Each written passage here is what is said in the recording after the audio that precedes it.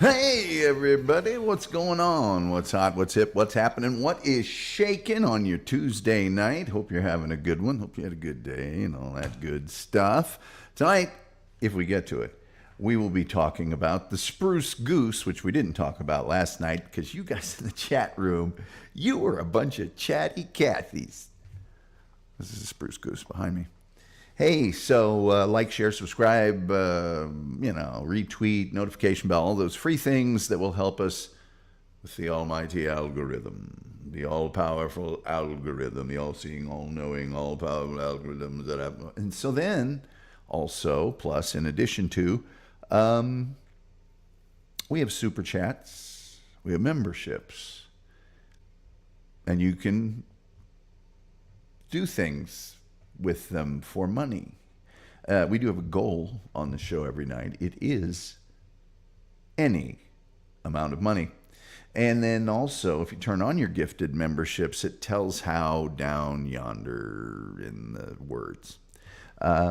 You could get a free one. So, what beats that? I don't think anyone in here, now someone. Terry Nee, of course, in keeping with his practice, has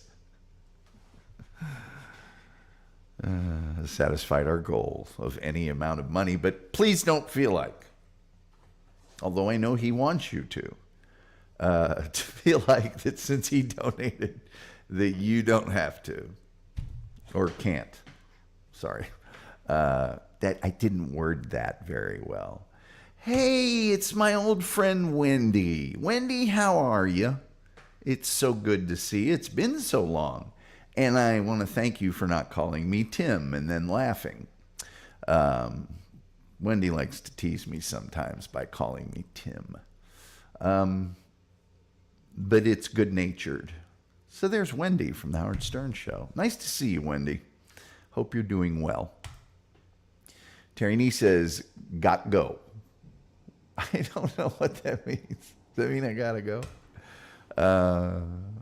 Sven says, is Friday going to be my birthday, lamest birthday ever, just tea and salad. Well, Hungus, we will, we'll celebrate your birthday on Friday if you want. Wendy says, okay, you're welcome. Good, Wendy. Good, Wendy's got a show. I bet you a lot of you guys have seen Wendy's show, but she does have a show. The Doctor says, hail Tom and chat, and then one of those, and right back at you. And Tim met his goal, Wendy. Yes, I did. I made 70 cents.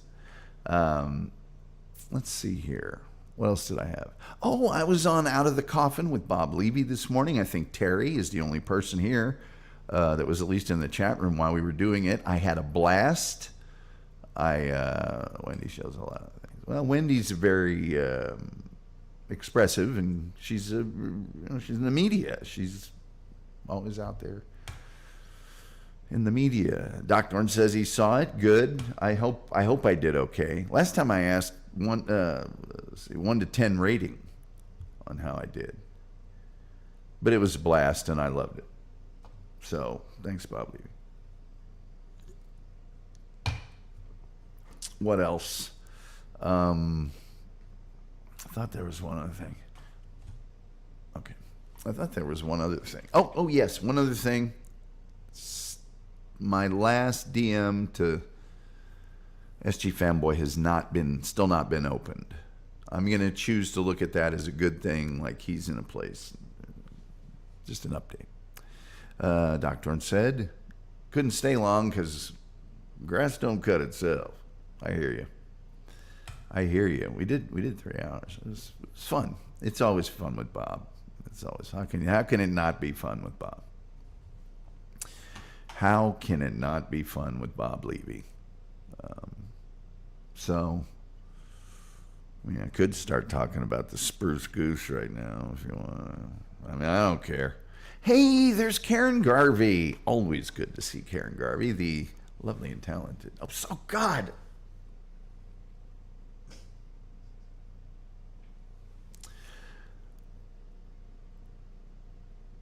Only I can see that person. To the completely different person known as Doopa Doopa Doo, I say hello and I'm sorry. So stupid. Yes, prayers for SG Fanboy. Hail Dupa. Oh, that other person left. Luckily, Dupa has stayed here with us. Chef is in the house. Somebody's going to have to tell me,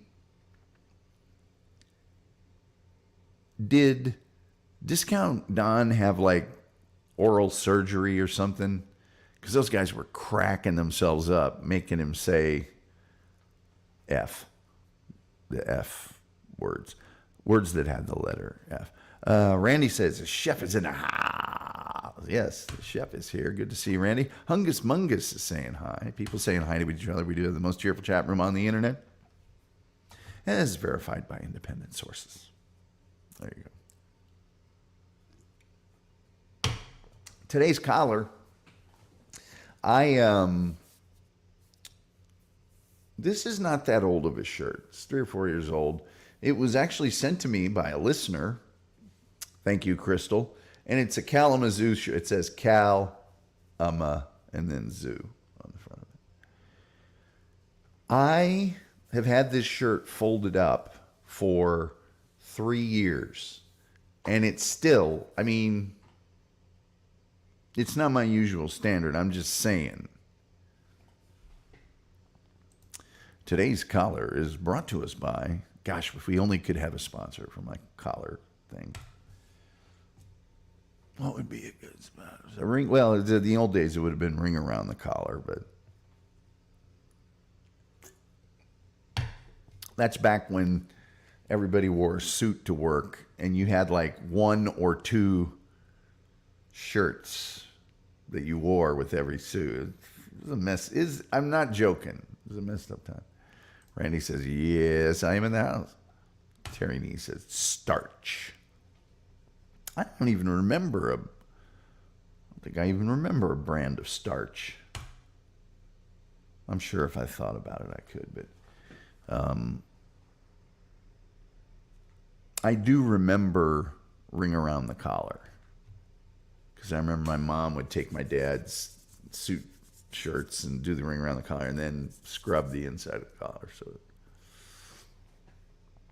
can you imagine? I mean, those guys wore like a full suit every day. They didn't leave the house with just. Let's see. Dr. One says, Collar Me is a great place to get a good collar from, or maybe a sponsorship. That sounds kind of BDSM to me. Julian Zeezer has joined us. Hello, Julian. Good to see you.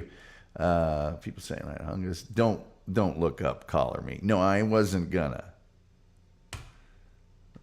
Arm binders would be a good place to go. Arm binders? That doesn't sound like a starch. To me,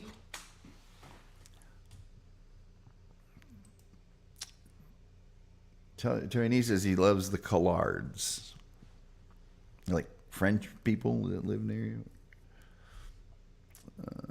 Hungus got his things up there. Got a World Series coming up. I don't care. I mean, I'd prefer the Dodgers because I'm a National League guy. And if it's, I mean, it's L.A., New York. I think you're one or the other. I'm definitely L.A. I am definitely not New York. Collars haven't been the same since the days they were stiffened with whalebone. I still have some shirts that don't have, they have the whalebone in the collar. Like not in the neck part of the collar, but they got stays out and it's just a piece of whalebone in there that makes those collars point at the bottom.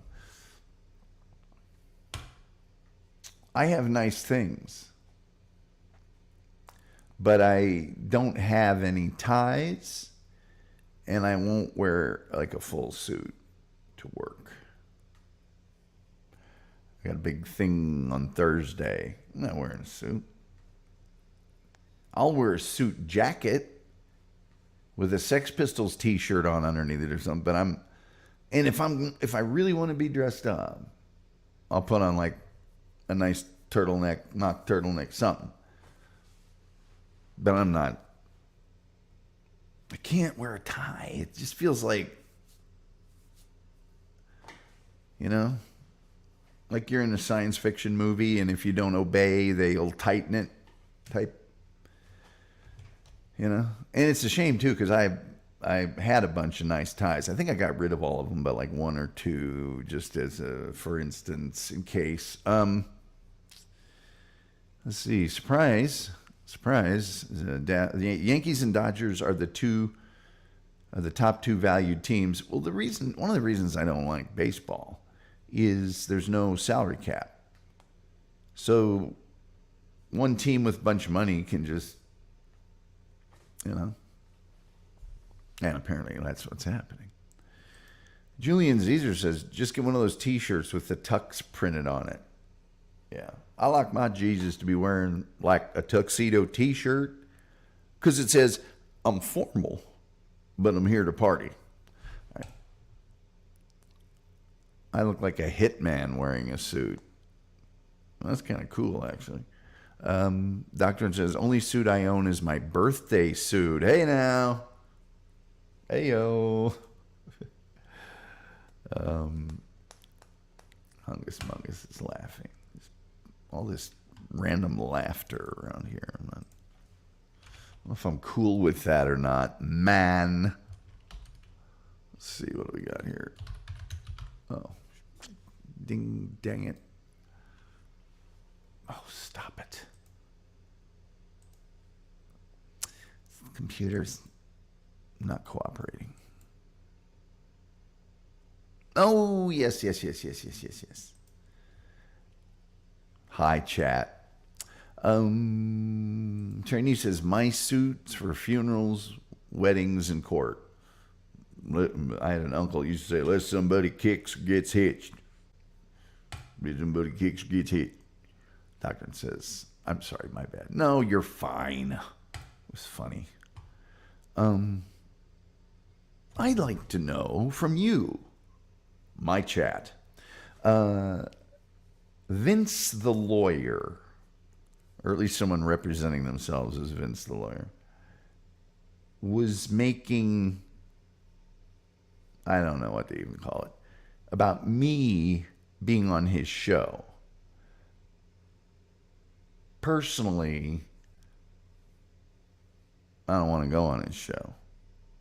If there's going to be any me and him on the same show, which I don't want to do. He don't deserve it. And I wouldn't go on his. He would have to come here. And I would verbally, logically, and factually mop the floor with him. But he's so thirsty. I thought I'd ask you guys. And, of course, no one has any opinion whatsoever. Reno Hightower's here. Love that name. I love you, Tom. I always love it, Reno. I know you're here a lot. I live my life with enough degeneracy as to never wear a suit. Yeah. The best crooks are the best dressed sometimes. All right, I might as well start telling you about the Spruce Goose since nobody cares about rating my appearance today on Out of the Coffin on the Levyverse. And then also, would you guys be interested in the BTL thing? Because I'm not. I really don't want to even acknowledge him, to be honest with you. You just have to tell me. I'd stay clear of deranged lawyers. Terry Nee, we think alike. Jillian Zezer says, I won't wear a tux unless some king or queen makes me a member of aristocracy. Funny.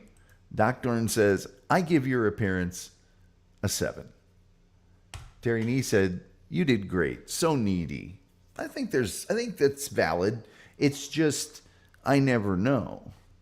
And I don't want to watch it again. Figured I'd ask you guys. And I don't want to turn into John. Of course I was great.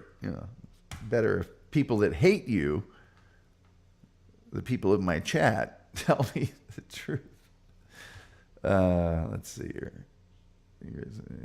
Oh, this is so nice. Yes, Terry. Yes, Tom, you and Bob are great together. Thank you, Dupa. And again, sorry about the earlier thing. You can't imagine. I got to quit doing that. I got it. That's stupid. I'm just not smart. All right, let me tell you about the Spruce Goose as fast as I can.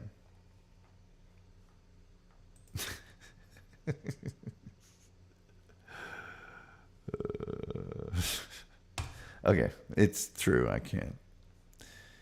No worries. Okay, good. Because that time I just right into it. I was born ignorant, and I've been losing ground ever since. Okay, once upon a time, there was this big-ass plane. And that's it, right next to me. Now, look at the helicopter next to it, just for scale. This was a big-ass plane. And most people, refer to it as the Spruce Goose. The official name and number of it was the Hughes, and that's because the guy who built it was legendary billionaire Howard Hughes. The Hughes H-4, the Spruce Goose. And it was a prototype strategic airlift flying boat designed and built by Hughes Aircraft Company, intended as a transatlantic flight transport for use during World War II. And it wasn't even completed in time to be used in the war. And this aircraft made only one brief flight on November 2nd, 1947, and the project never advanced beyond the prototype. Now, why in the world would people care about this thing? If it's, one flight, hardly, you're going to find out. There's a million reasons why. It was built from wood. Okay, when you hear how big this thing is, you're going to go, that was out of wood? Yes. It was a composite process, pressed wood, different types, and bonded and things of that nature, but it was still wood. And the reason they did that was it was World War II. There were restrictions on aluminum and other metals and concerns about the weight of the aircraft. It was so big, if they had used metal, maybe it doesn't get off the ground. It was called the Spruce Goose, actually made mostly of birch. The birch bitch was what some people called her. It was more correct, but it was less socially acceptable. And that name was originated by the mechanics that had to work on this thing. Spruce Goose was actually a name given to the aircraft by its critics. Now, the Hercules, the Spruce Goose, is the largest, and it wasn't just an airplane. It also, as you can see in the photo, operated on water. So it's the largest flying boat ever built. And it had the largest wingspan of any aircraft ever flown until 2019. But that one had 2 fuselages. So I consider it cheating. You can still go see this out in Long Beach, California. And wait, not anymore. You used to be able to. Now it's in the Evergreen Aviation and Space Museum in Minville, Oregon. And that's a party. And that's a good time. That's a good time. Italians had the same idea. It didn't go well. Hunga says many bombers were built from wood. Well, yeah, there's far more gliders. We were using gliders in that war. So there were far more of those. But this is inside the Spruce Goose, looking back toward the very rear of the plane. And let me see. I think you can see there's a dude standing there. So that's how you can tell how big it was.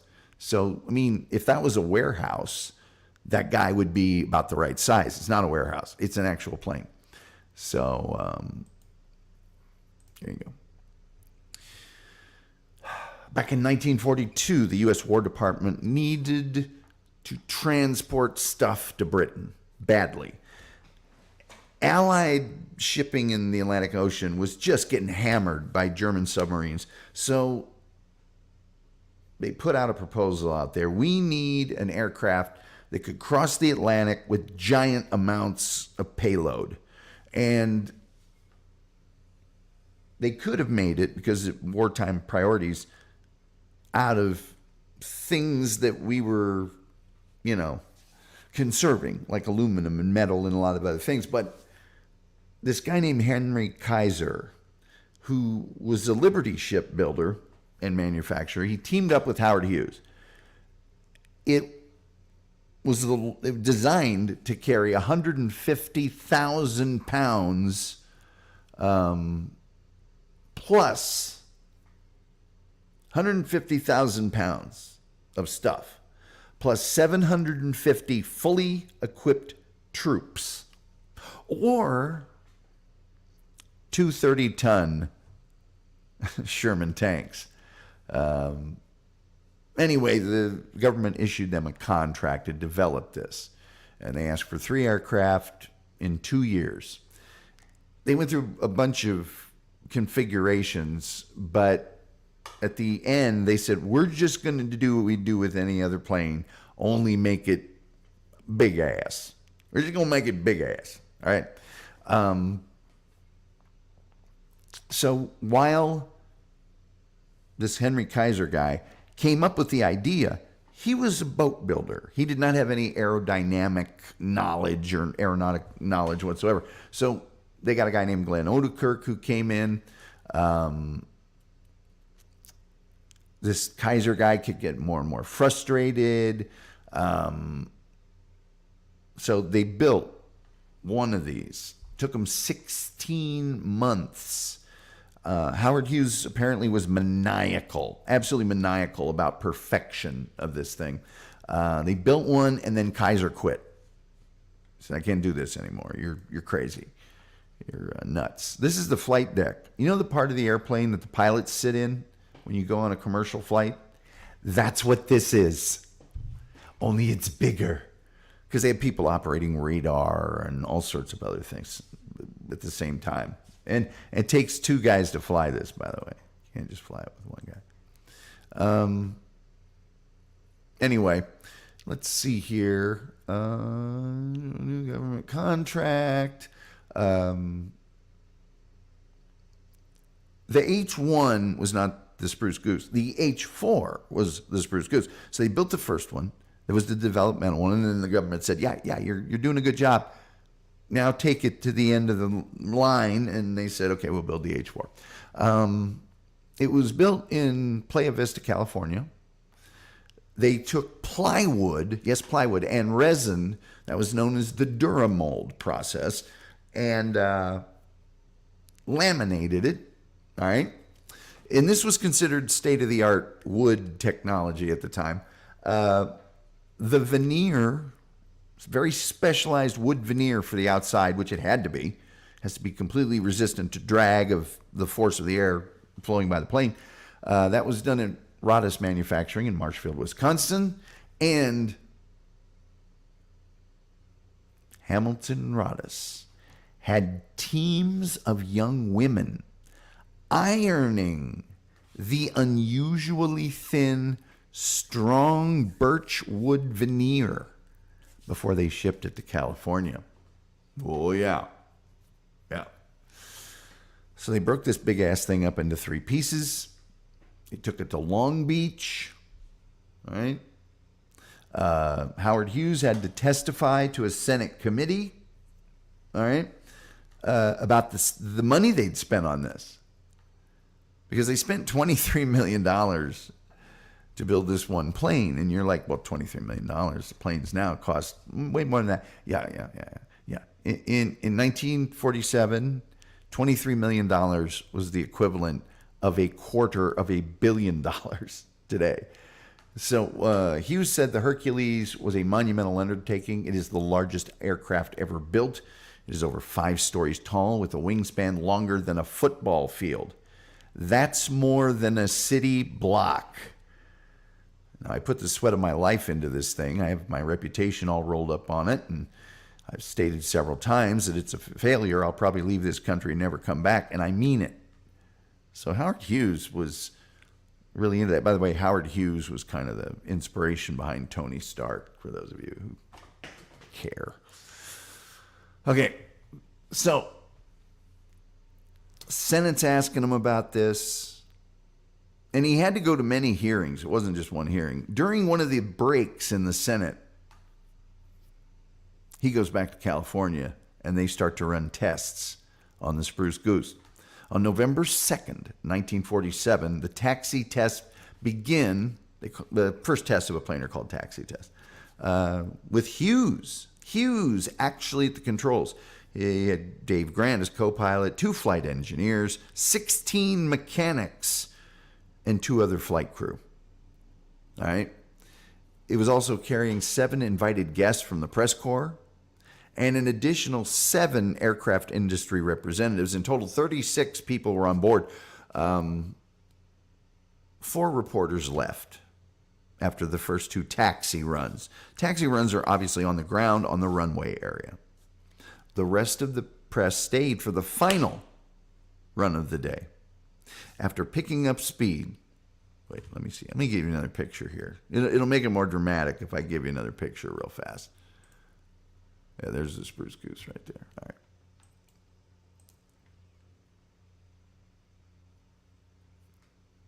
Did I pause long enough for drama? Okay. After picking up speed on the channel, let me do this like a PBS documentary where they got those guys with the very dry voices telling you what happened. Okay, when did PBS, Spruce Goose, documentary. I'm Tom Gully, Helen Wells Agency. Take 1. After picking up speed on the channel facing Cabrillo Beach, the Hercules lifted off, remaining airborne for 26 seconds at 70 feet off the water at a speed of 135 miles per hour for about 1 mile. At this altitude, the aircraft still experienced ground effect. To Hughes, these tests demonstrated the now unneeded plane was flightworthy and thus worth the use of government funds. The H-4 never flew again. Its lifting capacity and ceiling were never tested. Afterwards, a full-time crew of 300 workers, all sworn to secrecy, maintained the aircraft in flying condition in a climate-controlled hangar. The company reduced the crew to 50 workers in 1962 and then disbanded it after Hughes's death in 1976. PBS music, graphics, the Chubb Group of Insurance Agency. They've displayed it, okay? The Smithsonian got the first H-1, okay? And a section of the H-4's wing. Another company paid $700,000 and got ownership of it. That company sold it to the Aero Club of Southern California. And they put it in a big dome next to the Queen Mary out in Long Beach. Walt Disney bought it in 1988. Now it's up at that place in Oregon. So, yep. By the way, side note, by the mid-1990s, the former Hughes aircraft hangars at Hughes Airport. You guys know where Hughes Airport is? It's north of Los Angeles. The hangars that they built for the Spruce Goose have subsequently been converted into sound stages for the movie industry because they were so gigantic. And scenes from movies like Titanic, End of Days, and others have been filmed in the 315,000 square foot aircraft hangar. So there you go. There you go. Okay, so this thing's 218 feet long. I see, or some of you saying, yeah, except its wingspan is 319 feet. 80 feet high. The height inside the fuselage, inside the plane, 30 feet. Yeah. It was powered by not 1, not 2, not 3, not 4, not 5, not 6, not 7, but 8. 8 Pratt Whitney R4630 Wasp Major 26-cylinder air-cooled radial piston engines. Each one of the 8 was 3,000 horsepower. Your car is probably 250 horsepower at the most. 4 propellers. It could cruise at 250 miles per hour. That's a lot of engine power, man.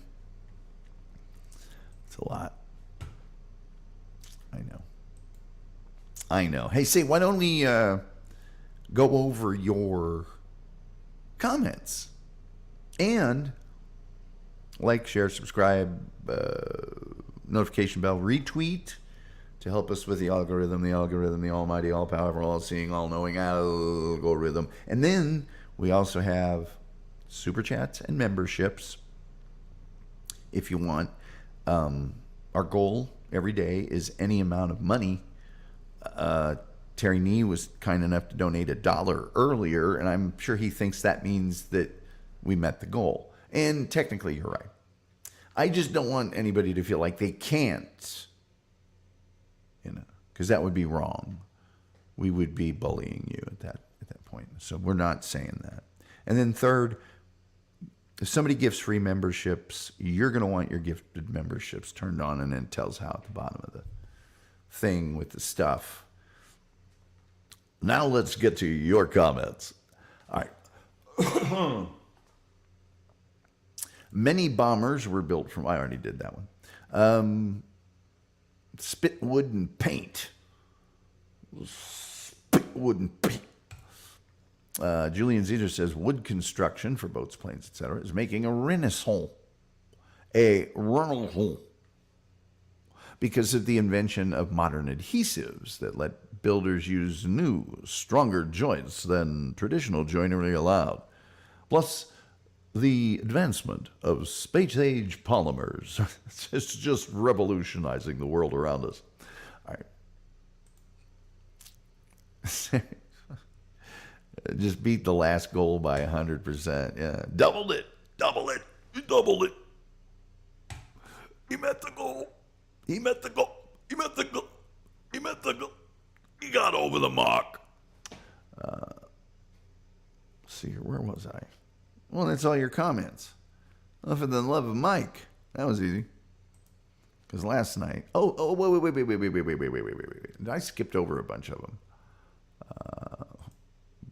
Doc Dorn says, so the cockpit was huge. Never met her. Chris Abels. The cow. Why were they known as the hot birches? Should have been. Because when I was telling about who's on the crew, they said 2 other personnel. I guarantee you those were flight attendants. Guarantee. Needed 12. Yeah. Probably.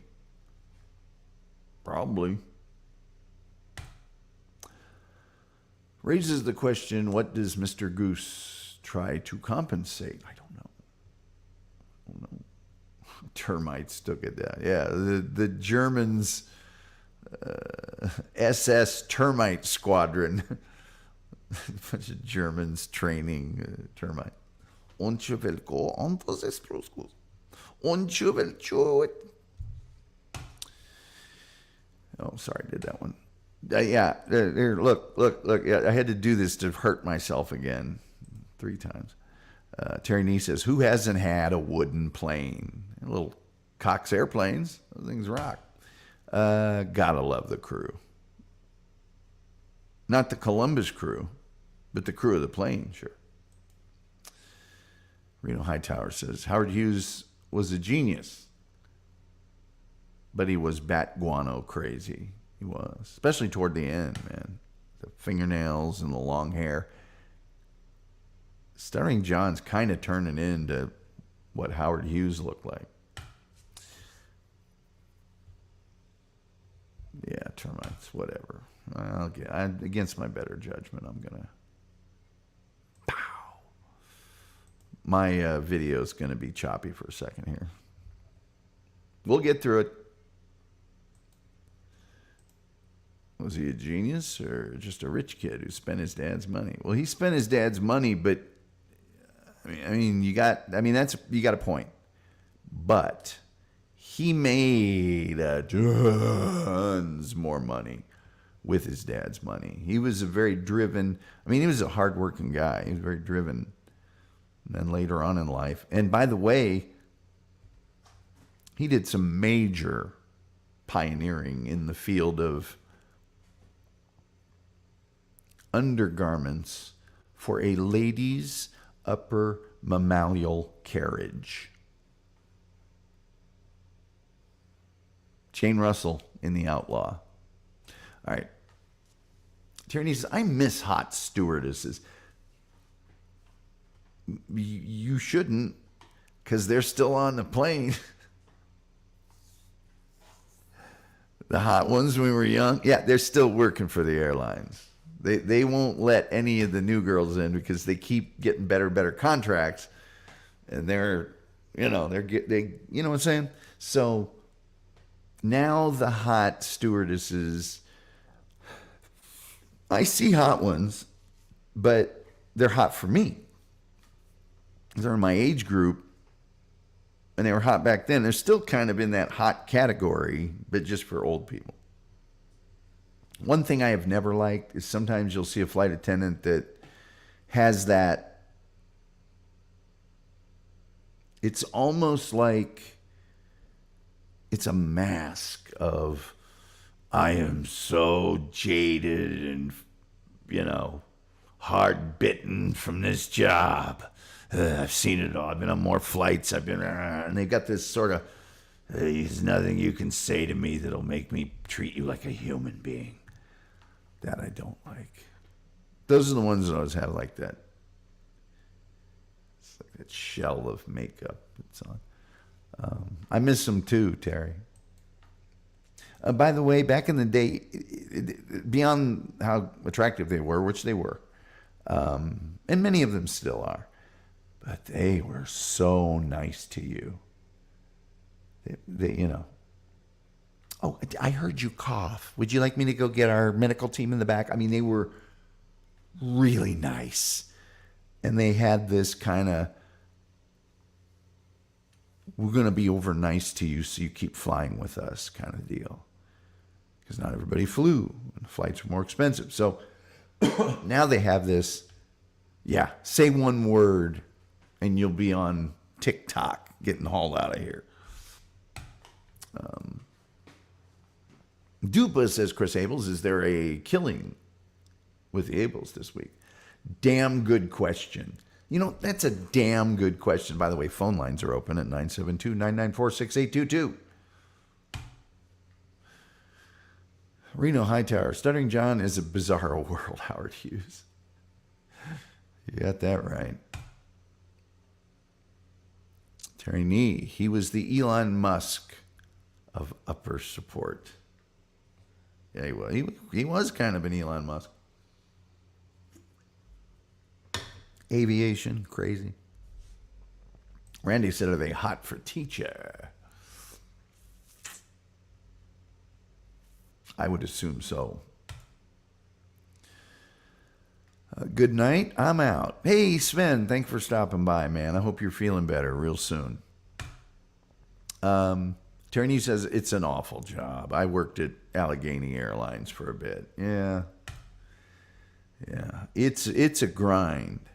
And I don't care how safe the air. I mean, if I had that job, I would just be going.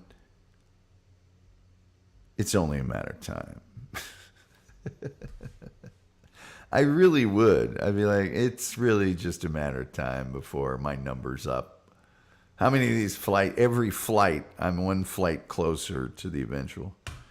Good night, Hungus. Good night, Hungus.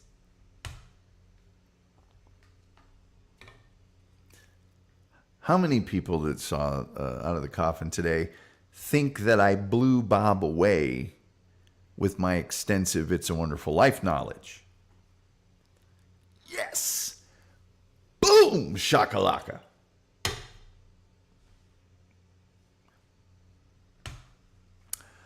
Jillian Caesar says, when the plane has an emergency, the cabin crew always steps up. They're good to have around.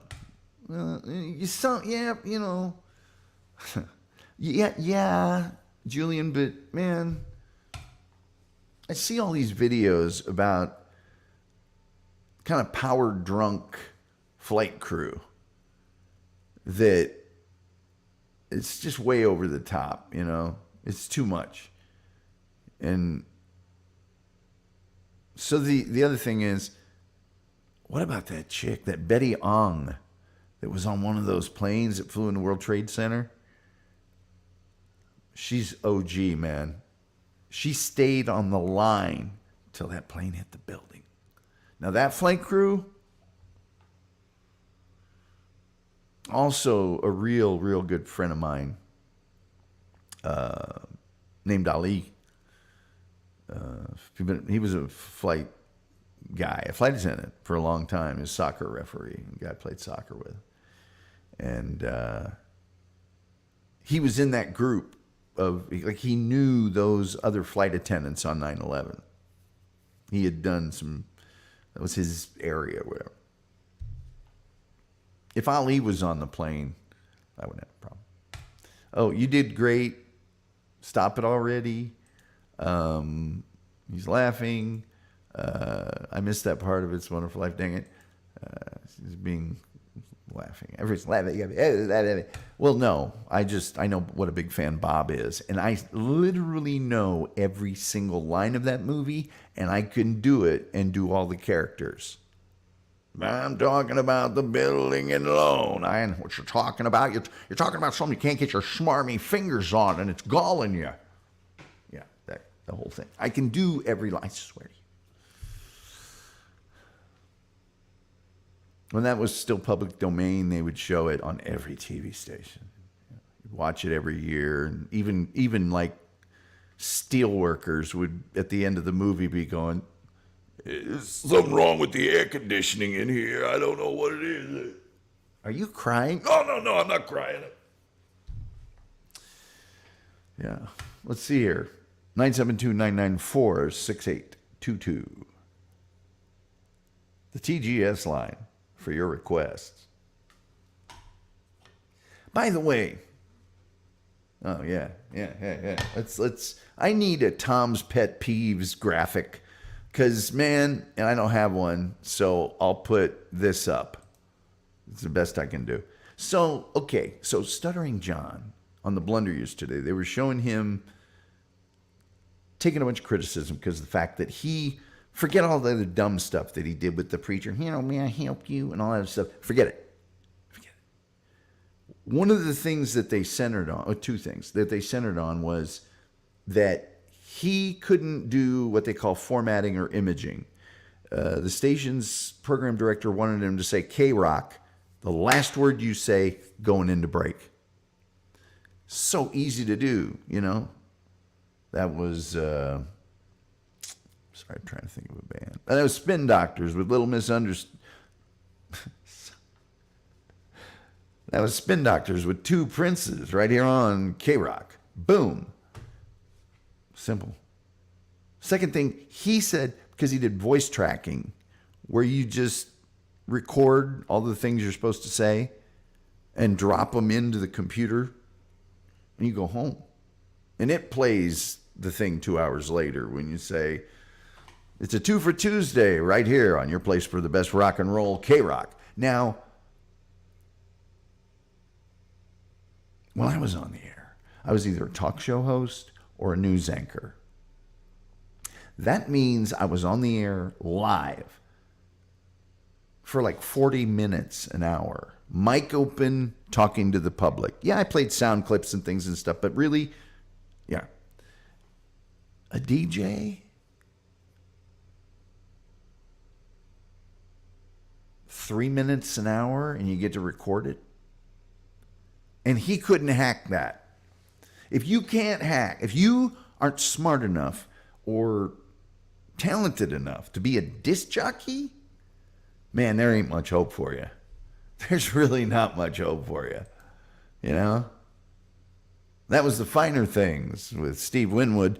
Coming up, Bruce Springsteen in a double set right here on a place where rock lives. K-Rock, whatever it is. It's so easy. You know? John Cougar Mellencamp, 20 minutes till the hour of 8 o'clock here in the big city. By the way, tomorrow night we're going to have the KZ105 van downtown right there near the original comedy club. And we'll have our world's ugliest bartender contest. And he couldn't do that. Seriously, I mean, that's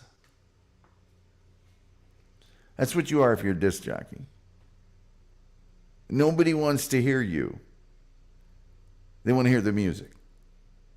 Oh, they don't mind if you tell them, you know, something about the NFL game that weekend or what Taylor Swift's doing or the teeny tiny tidbits, but they don't want much more than that. Trust me.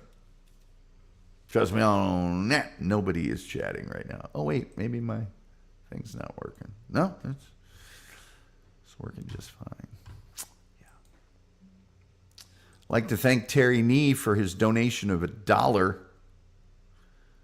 And then not one to be sitting on his laurels. An hour later, boom! Boom! Yeah. Because that's how he rolls. Yeah. So no DJ Gully. Hey, guess what? Yeah, the very first the second radio station that I worked at professionally, that I got paid for. And the first full-time job I had, the other paid job was just a weekend job, overnights. I was hired as the production director and copywriter for a radio station. But one of the things about my job was that I also had to fill a DJ shift on Sunday mornings from 6 in the morning, from noon until 4. And so I was Dr. Tom Gully. Yeah. Oh, yeah. Oh, yeah. Crowded house. Don't dream it's over. Dr. Tom Gully bringing you here on Saturday morning right here. The place for Muncie's best music. KZ 105. Yeah, I did that. Crap. And by the way, you don't even want to know how my girlfriend at the time, I would jump off of her at about 11:55, run at a full sprint down into my Pinto and floor it down White River Boulevard all the way to the radio station. And I swear to God, the guy who was on the air before me would literally be walking out of the studio when I ran in, and his last song would be playing, and I would to hit the mic, and he'd always leave the next song so I could hit it. Anyway, Doc Dorn, Thank you so much. Thank you for the $5. Because I can. I like that. I miss that part of It's a Wonderful Life. I miss all the parts of It's a Wonderful Life. Wow.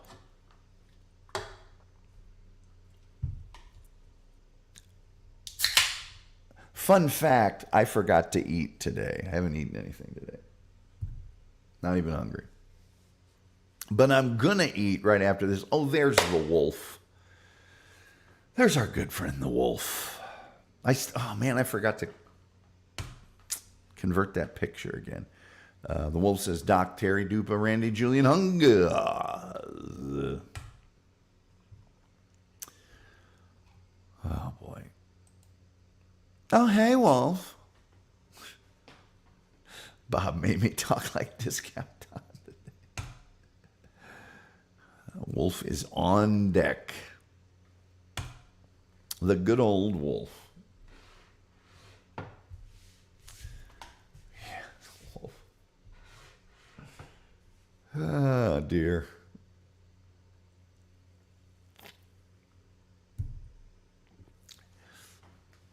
When I first got to school, I roomed with a guy that went to my high school.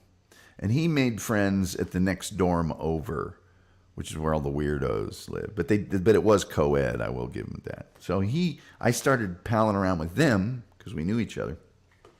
But very quickly figured out I didn't want to be around them. So I was kind of spent a week or two, and of course, the soccer team, of course, I could party with those guys and stuff. But still in my dorm, kind of by myself for a week or two. And then one day, the guys that I ended up being my friends in the dorm, and Wolf was one of them, they would all kind of go down on Sundays, Sunday evening dining service at the same time in a big pack. And I'd seen them, and I didn't want to, And Wolf was the one that, because my door was open a little bit, and I was sitting there reading, and he goes, hey, we're going down to get some food. You want to go? Because I'd already been talking to Wolf. And that's when I joined in. Wolf got me into the gang. Bob really has fun when he is with you. Well, good. I'm glad. Did you cover the Pervs Tool Company? I did not. I did mention the bras, though. Sorry, I just saw the next chat. The doctor says, dear. The wolf says, are you referring to Fred Flintstone? I am, in fact, Wolf, referring to Fred Flintstone. I don't know if I told you about, I guess I was in my 30s. I was playing indoor in Indianapolis, and I hadn't seen him in ages. He's on the other team. And so you warm up before the game, and I'm walking on the field, and he sees me and goes, hey, runs over with a buddy of his that I also know. I actually knew the guy from soccer. I knew him from being Fred Flintstone, my first college roommate. And he starts thinking we're buddies, And he, hey, man, hey, how you doing? I'm pretty good. You won't be when I score on you today. And I was like, well, first of all, it's stupid. You play defense. Second of all, and he kept saying stuff, and I just looked at him. And this other guy knew, because I'd played with him on some teams more recently. And I went, hey, man, I'm the last guy in the world you want to be talking that way to. Don't come down my end of the field, because I'll hurt you. And he started to say something, and his teammate went, shut up. Don't make him mad. I was played really good when I was mad. My teammates knew that. They would sometimes do things to make me mad because I would get really... And I almost needed to get mad. I almost needed, when I went out there, to invent reasons to be mad at the other team so I could get, I could get that furnace going.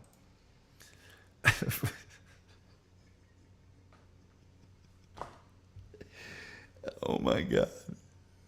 The wolf says, Fred always looked great with his bed turned over on top of him. Ladies and gentlemen, one of the things about Fred Flintstone, my first college roommate, was that he's Italian. He had this kind of false, like, hey, what do you, kind of like we're joking, but he would say and do things that he really shouldn't have been doing, even if you're joking. And he would do those things with people you shouldn't joke with. And one of those people was the wolf. And the wolf did him the courtesy of just took his hand and just went woof and turned his entire bed over on him, as one might swat a fly. It was freaking incredible. Julian Zeezer said his teammates would hype Tom up by playing fight songs and ice cream truck jingles. Fight songs would work. I was just listening to Birdland. Oh, here's another thing about today's. Here's a little cookie. I think the kids call it a cookie. Oh, no, Easter egg. Easter egg. It's an Easter egg. Here's an Easter egg from today's Out of the Coffin with Bob Levy on Levyverse. Remember when that guy, Ian Birdson, I believe, had the avatar come up of a cardinal? And I kept going on and on and on about that's a cardinal, and cardinal is fearsome and piranha and blah, blah, blah. You guys know. Only we know. I did that because Ball State, you can barely see it. You saw it there. There. Cardinals. Look at the cardinal head there. It's our thing. Right. Rock on, Wolf. I did that to Fred every time he was yelling. Oh, I know you did it many times. Did I tell you guys?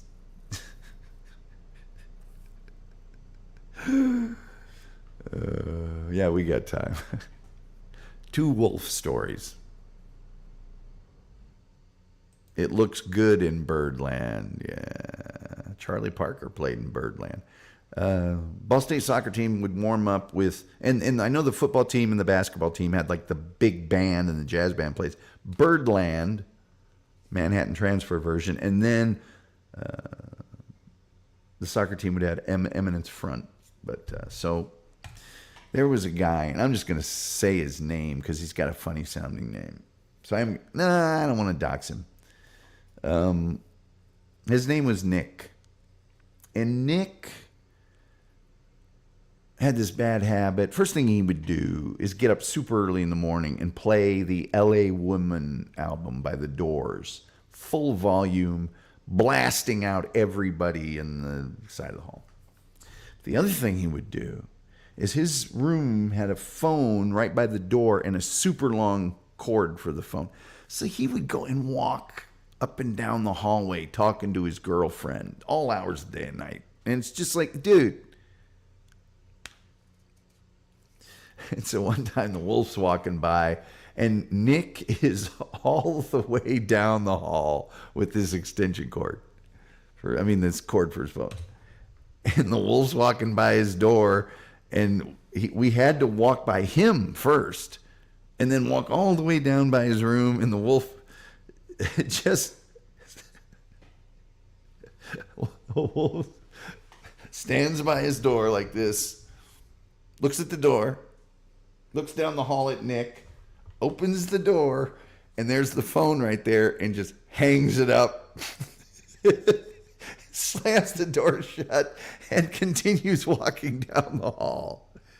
Hey, man, that was my mom you hanged up on. He's running down the hallway.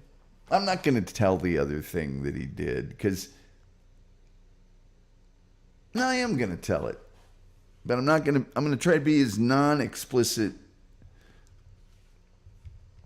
No, I can't tell it. Sorry. I just remembered I can't tell it.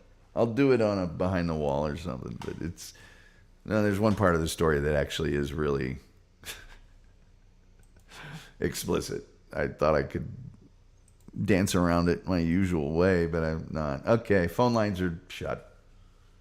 I got no time for calls no more today. Damn, Wolf, that took some balls. No, it didn't. Nick Dervinus wasn't going to do anything to him. Ever. And the Wolf, you'd have to see the Wolf. Nobody was going to. Hey, man, that was my mom you hanged up on. Nick was not a bright guy. I don't know that he lasted. I think he did end up leaving. Was it? Maybe it was at this semester. But he ended up leaving before the end of the year. Are you talking about scaring his girlfriend off? No, that's a different person. Well, no, I think that was Nick too. No, that's not what I'm talking about. I'm talking about somebody put tame cream rinse on his doorknob after threatening to do something else on his doorknob.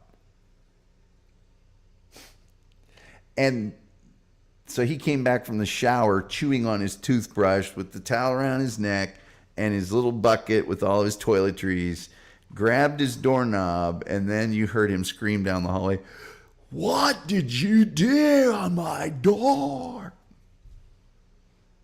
Because someone told him he was going to do something really gross on his doorknob. But then he just put tame cream rinse on it. Julian Caesar says it's illegal to intercept someone's mail, but not hang up their phone, especially when you're being a jackwad and really loud. And Nick was just, he was okay, man. Nick wasn't a bad guy. He just was really not bright and not, it's an 18-year-old kid. He'd never lived around other people before.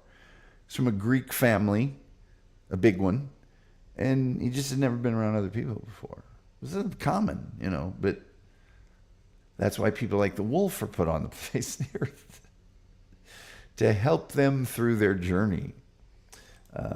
Wolf says, I used to threaten the football players when they got out of line. That is for sure. I have seen that firsthand.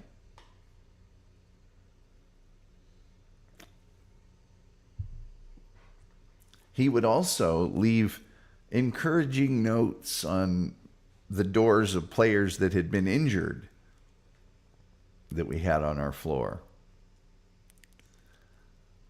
Like when one guy blew out his knee, the Wolf went out. We all went out to breakfast. And they have those little packets of jelly at your table, those little tubs of jelly. So the Wolf, after this guy blew out his knee, he took the packet of jelly and taped it to a piece of paper that had packet of jelly and then knee. Jelly knee. Oh, God.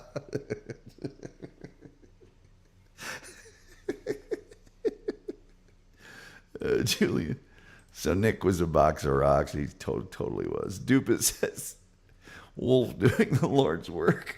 The jelly knee. It's twice as funny because I hate the guy that he did it to. I don't hate it. Well, maybe a little bit. But the guy that he did it to was just a real loudmouth.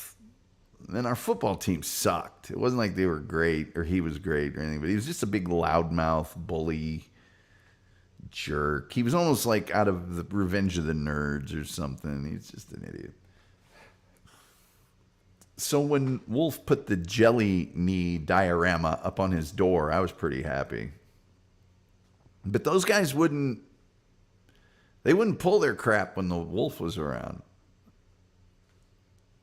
I remember one time one of those guys was kind of browbeating somebody or harassing them or, hey, go get me this or go get me that. And it was blah, blah. Yeah, you got to do what I say. And there's something like that. I forget what it was. Yeah, well, you don't want your room to get turned over. Say they threatened them. Anyway, and the Wolf just went, hey, Chitwood, why don't you talk to me like that? Everything got real chilled out real fast. And then the wolf did do the Lord's work. He started a weight room in our dorm that was mostly used by these guys that were pumping iron for Jesus. They were very religious and they were very workout guys. So, all right, it's 8:00. I want to go over to Shuli place. I know you do too. I'd like to thank Terry Nee.